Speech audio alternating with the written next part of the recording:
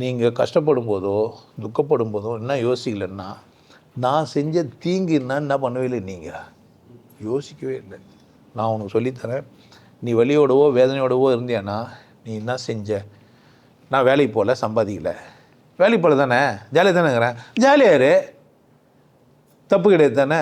ஆனால் வேலைக்கு போகல, சம்பாதிக்கல, நீ வேதனைப்படுற மன தானே, விட்டு கம்முன்னு சந்தோஷமாகுதா? நீ சந்தோஷமாக மற்றவங்களை கிண்டல் பண்ணிட்டு சந்தோஷமாகறியா? சந்தோஷமாக இரு. கிண்டல் பண்ணிட்டுமே நீ ஏன் துக்கப்படுற? அதான் தண்டனை. நான் செஞ்சேன்னு உனக்கு தெரியுது இல்லை, அப்போ எப்படி செய்யணும்? நான் செய்கிறேன்னு எனக்கு தெரியுது இல்லை, அப்போ எப்படி செய்யணும்? நான் தான் பொறுப்பாளின்னு எனக்கு தெரியும் போது நான் எப்படி செய்யணும்? யார் கவனமாக இருக்கணும்?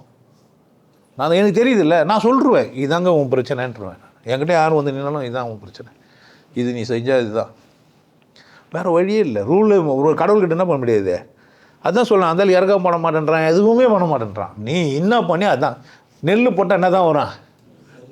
நான் நெல்லை போட்டேன் கடவுளே தெரியாமல், எனக்கு சொரக்காயை கொடு அப்படின்ட்டு நீ முட்டி போட்டு தவம் பண்ணி 40 நாள் 60 நாள் 6 மாதம் தேங்காய் தண்ணி மட்டும் குடிச்சிட்டு உட்காந்து மட்டும் நந்துருமா என்ன?